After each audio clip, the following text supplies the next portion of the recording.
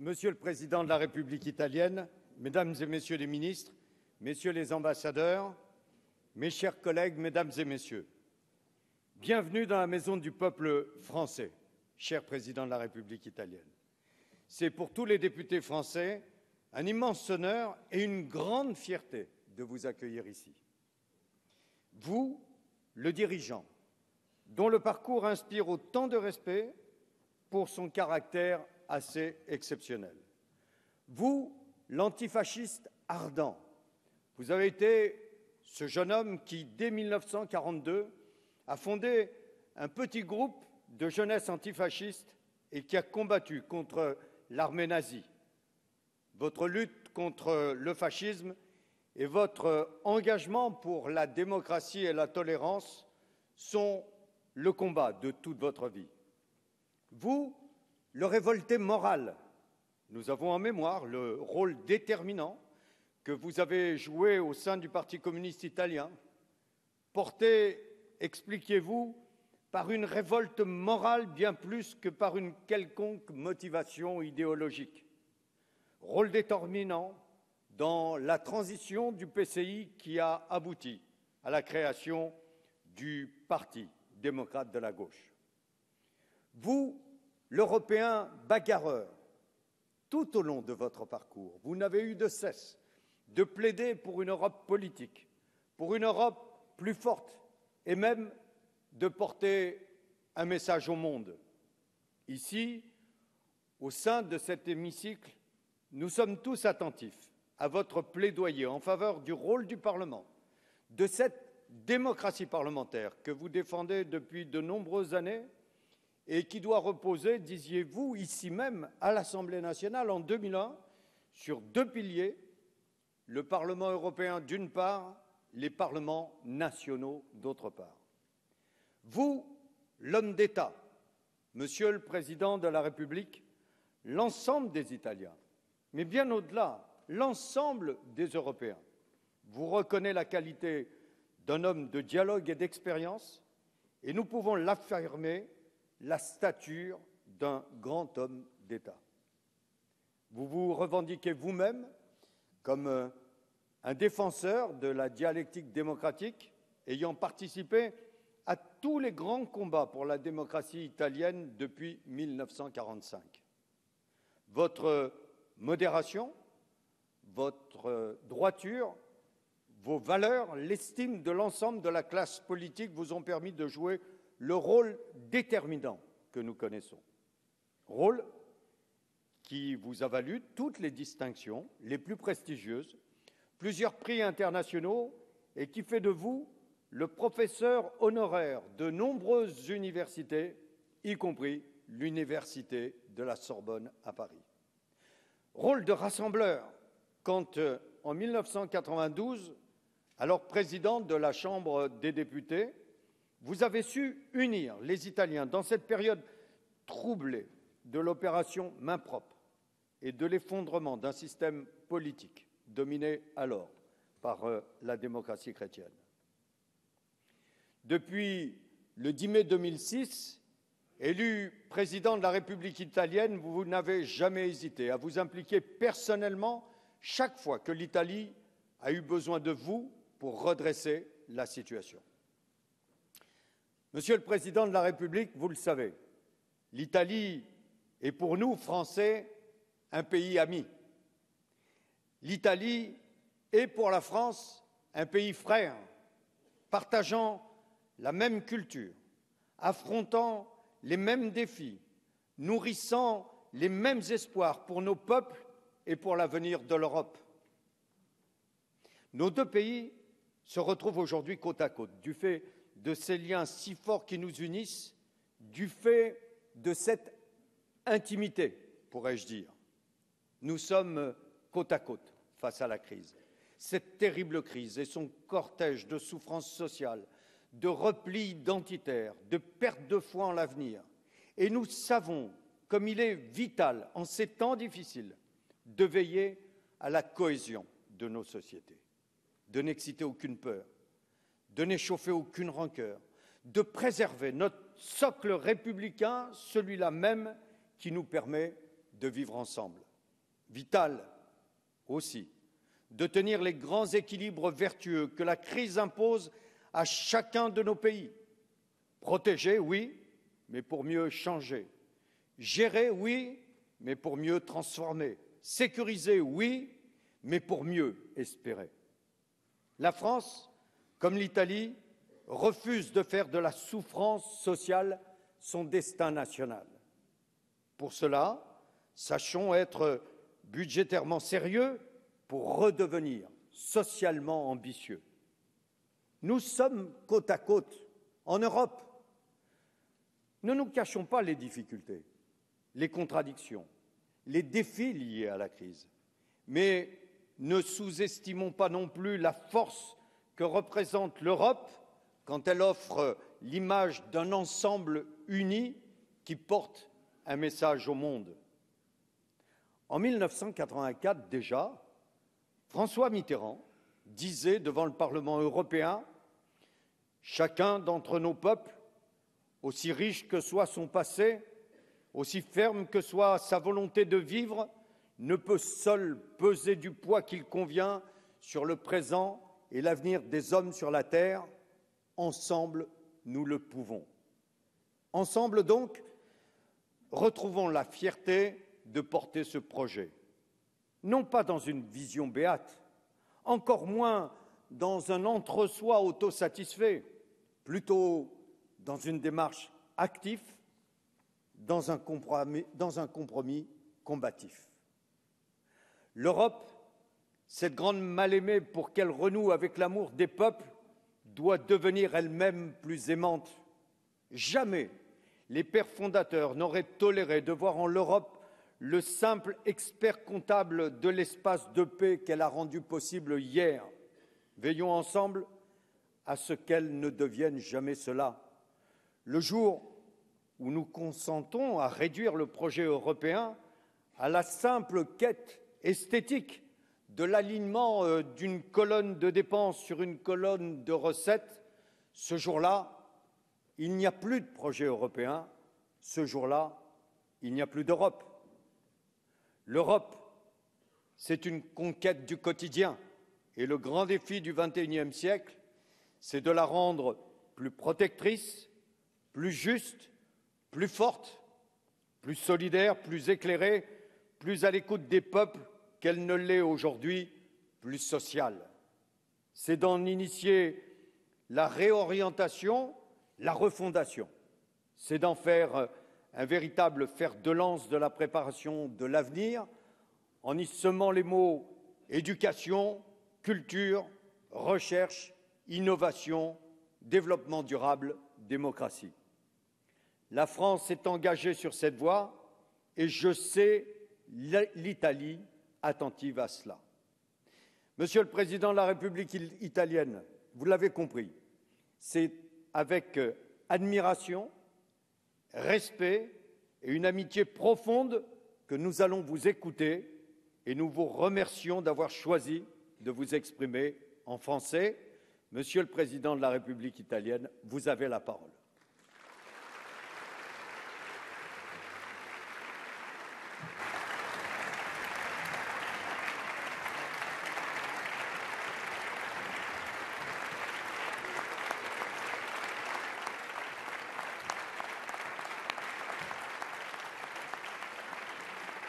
Merci.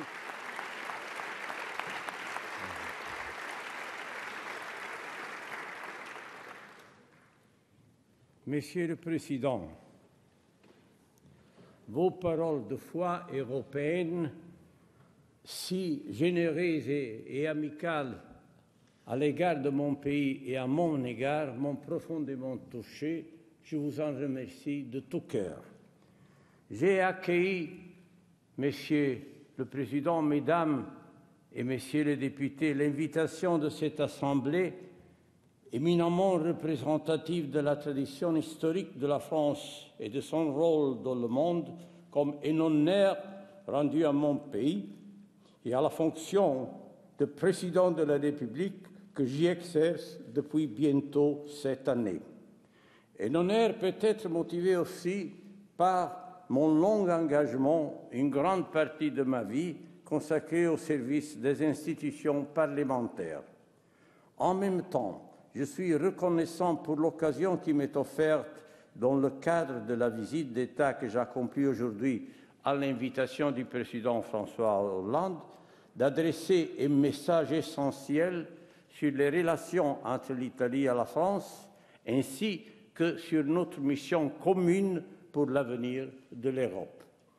Sans vouloir entrer dans les détails fascinants et complexes du premier thème, je voudrais simplement vous dire combien ces rapports ont fait récemment l'objet d'un intérêt renouvelé et d'une ultérieure mise au point en relation avec le processus d'avancement de l'unité d'Italie jusqu'au moment culminant représenté par la naissance, le 17 mars 1861, de notre État national.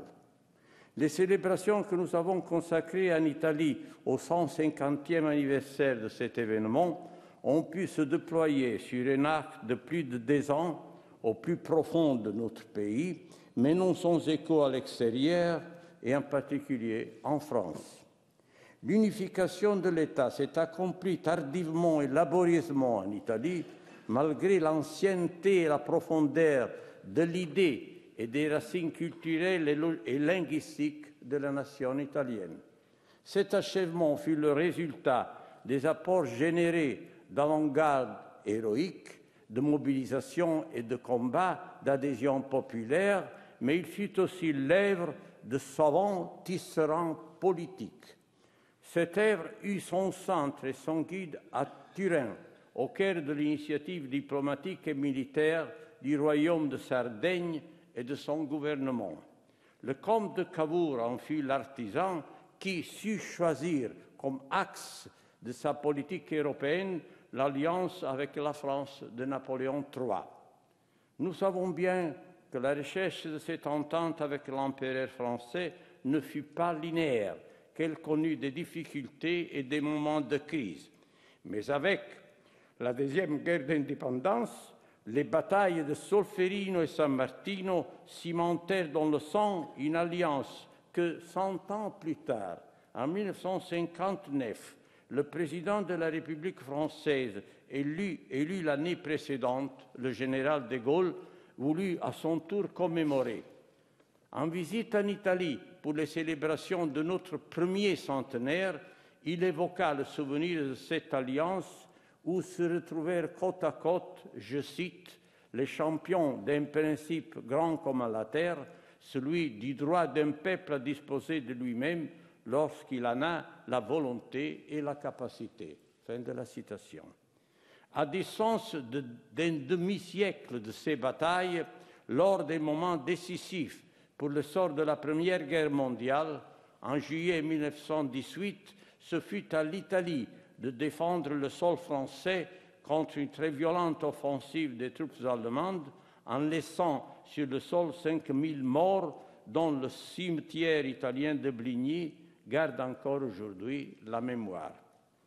Mais en pensant au second terrible conflit qui suivit et éclata au cœur de l'Europe, provoqué par le dessein hitlérien de destruction et de domination, je ne peux naturellement omettre le rappel douloureux de l'événement qui entacha l'histoire des relations entre nos deux pays. La décision de Mussolini en juin 1940, agression digne de brigand d'une France défaite, selon les mots indignés du grand intellectuel antifasciste Benedetto Croce, qui les fit suivre de ces mots d'amour pour une France qui formait tellement une partie de notre vie, non seulement civile, mais aussi personnelle. Grâce à la résistance, à la guerre de libération conduite aux côtés des Alliés, l'honneur de l'Italie fut lavé de la honte de la guerre fasciste, s'achevant dans l'écroulement de la dictature et dans la défaite militaire. Avec la République et la Constitution, l'Italie ne refonda pas seulement sa liberté et son indépendance en se donnant des institutions et des règles démocratiques, mais elle fit aussi le choix d'une nouvelle orientation dans la perspective de l'unité européenne. En mars 1947, l'Assemblée constituante inséra dans notre charte fondamentale, à l'article 11, la prévision que l'Italie consente, je cite, dans des conditions de réciprocité avec les autres États, aux limitations de souveraineté nécessaires à un ordre qui assure la paix et la justice entre les nations. Telle fut aussi l'approche fondamentale qui caractérisa le grand dessein d'une fédération européenne tracé par Robert Schuman dans la déclaration du 9 mai 1950 et dans son sillage, l'invention communautaire de Jean Monnet, traduite un an plus tard dans le traité instituant la communauté du charbon et de l'acier, première étape de la Constitution européenne. Le principe de la délégation de souveraineté marquait la différence par rapport à une simple et traditionnelle coopération au sein d'organismes internationaux. Il s'agissait, selon le mot de Monnet, de susciter entre les Européens le plus vaste intérêt commun géré par des institutions démocratiques communes auxquelles est déléguée la souveraineté nécessaire. Eh bien, de fait, c'est encore autour du même axe que l'on se confronte aujourd'hui sur les choix à accomplir pour renforcer l'unité et le rôle de l'Europe. Devons-nous aller de l'avant sur la voie de l'intégration dans l'esprit communautaire des origines ou remettre en question les objectifs déjà atteints, avant tout celui de l'euro et de l'unification monétaire, et nous replier sur des positions de défense anachroniques, d'intérêts et de prérogatives nationales, voire des positions de repli dictées par l'égoïsme ou par les illusions d'autosuffisance de certains États membres? La réponse ne peut faire aucun doute. Nous savons tous que le choix de l'intégration s'imposa dans les années 50 du siècle passé au leadership les plus clairvoyants des pays d'Europe occidentale comme une nécessité politique pour rompre avec le passé et les antagonismes nationaux destructeurs de la première moitié du XXe siècle, pour réconcilier dans la liberté et dans la paix la France et l'Allemagne avant tout.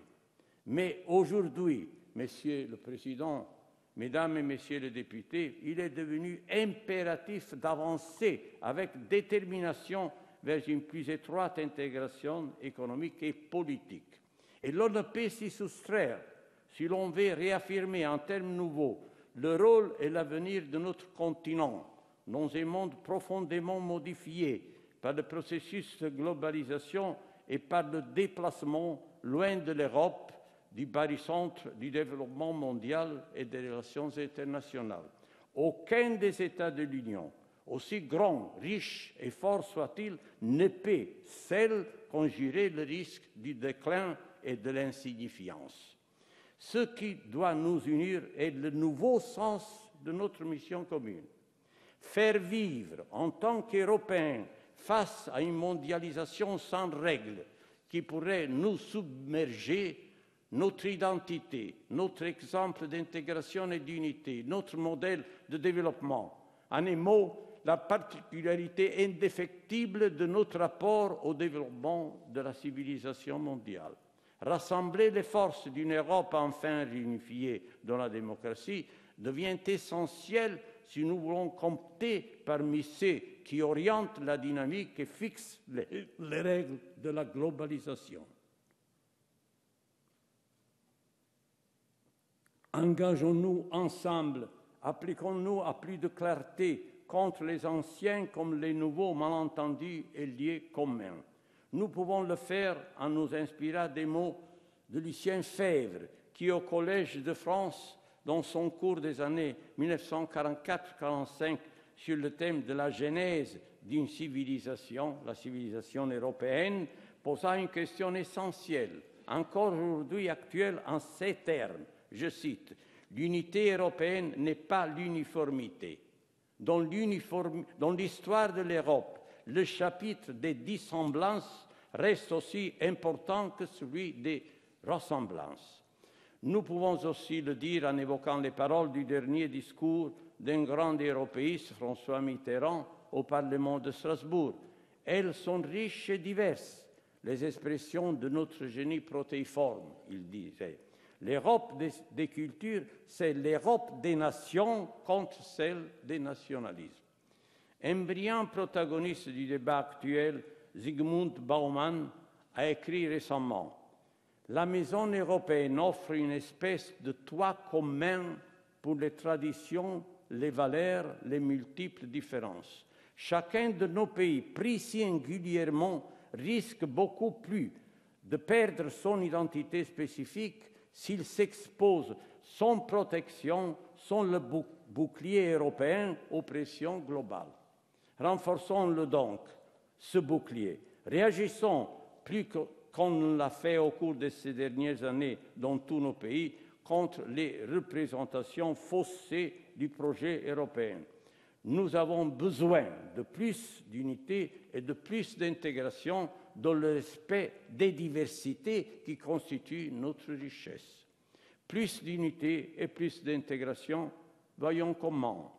Avant tout, nous devons redonner vie et actualité à tout ce qui compose la vision de l'Europe dans laquelle nous nous reconnaissons. Certes, il nous faut renforcer et respecter les règles et les institutions communes, mais sans jamais délaisser cette composante intangible de la construction européenne que constitue le principe de solidarité.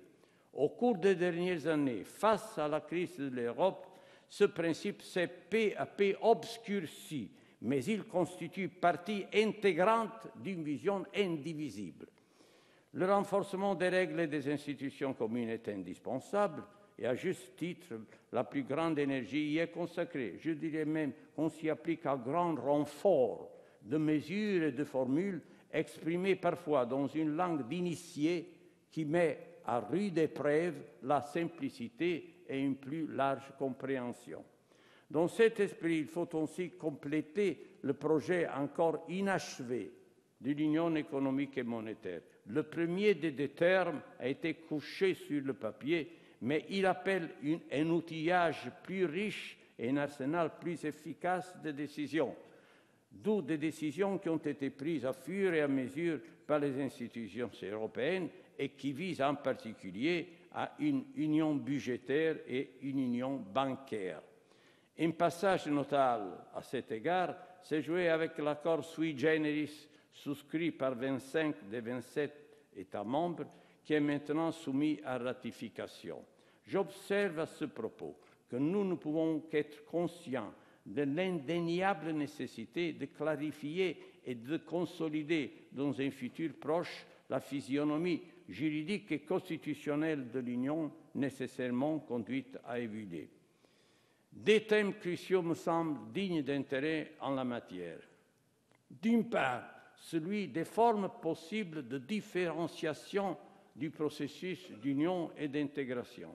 Certes, ce thème n'est pas neuf.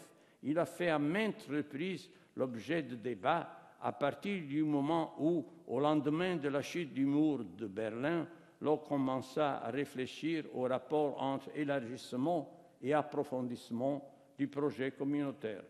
Plus récemment, il fallut statuer, au fur et à mesure que le nombre d'États membres augmentait, et prévoir la possibilité de coopération renforcée, dont le passage à la monnaie unique représenta en quelque sorte une véritable expérimentation. Mais la question des diversifications possibles dans le développement ultérieur du processus d'intégration reste encore à explorer. Inutile de dire que cela n'a rien à voir avec l'opposition futile et fallacieuse entre une Europe du Nord ou Baltique et une Europe du Sud ou Méditerranée, la première proposée comme le dépôt des vertus et la seconde désignée comme l'enceinte des vices. Monsieur le Président, Mesdames et Messieurs, j'en viens maintenant au second thème crucial, celui d'un besoin de légitimation démocratique accrue dans le processus de décision européenne et dans la vie de l'Union. Plusieurs chapitres sont à ouvrir et à affronter. Commençons par celui que vous connaissez bien, Mesdames et Messieurs les députés, qui concerne l'intensité des rapports de collaboration entre Parlement européen et Parlements nationaux, pour arriver à ce volet qu'il me semble possible de définir comme européanisation de notre politique, de nos partis politiques, et dont il serait louable d'inscrire les premiers signes dans les élections européennes de 2014. La crise de fonctionnement et de consensus qui a porté atteinte au projet européen, contre-coup significatif d'une crise financière et économique mondiale née en dehors de l'Europe, est sans aucun doute liée, comme je l'ai dit, à l'inachèvement du processus d'intégration en gestation dans le traité de Maastricht.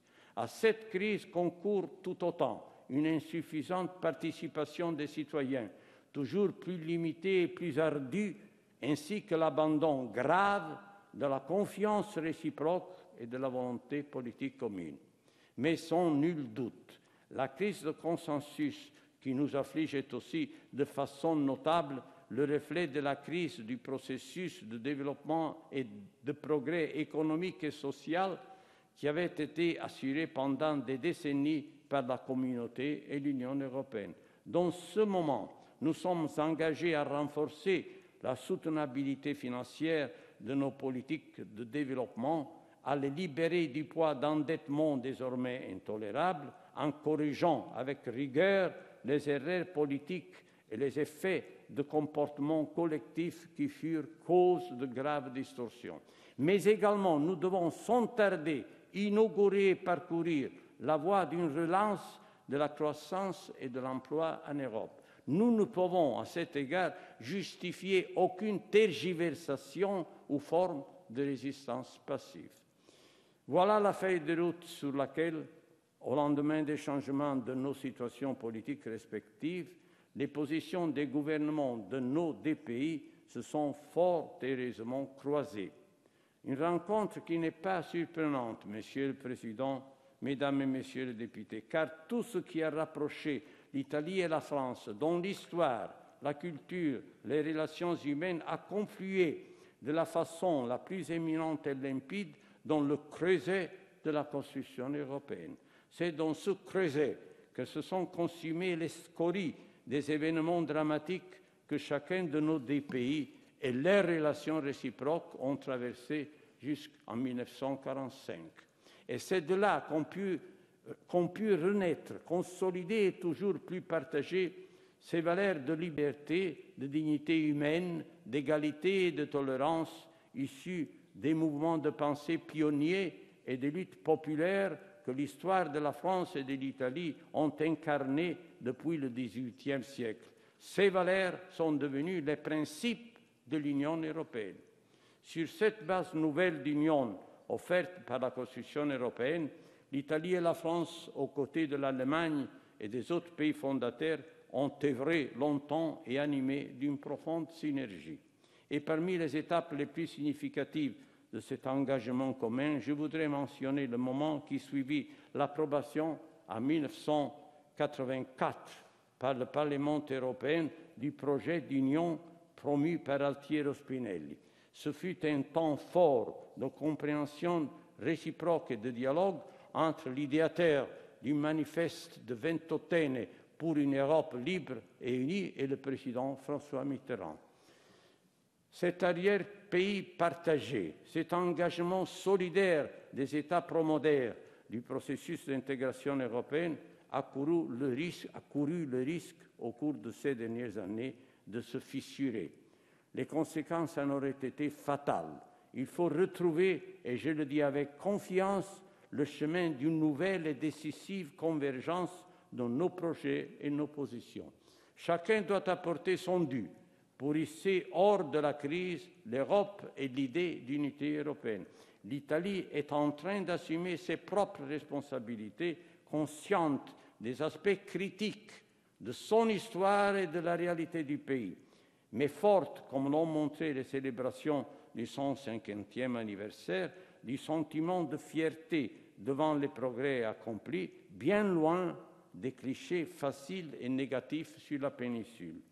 Nous traçons et suivons actuellement, grâce à un vaste concours de forces politiques au Parlement, un parcours exigeant de redressement et de changement. Et en même temps, nous sollicitons et encourageons un tournant vers de nouvelles perspectives de croissance et de développement en Europe. Et c'est ici, comme je disais, que l'action de nos gouvernements unis par une fructueuse collaboration se rencontre.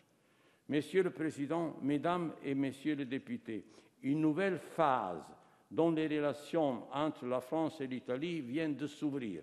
Il est de notre devoir d'œuvrer pour cultiver et faire germer cette précieuse semence, précieuse pour nous, précieuse pour l'Europe. Je vous remercie.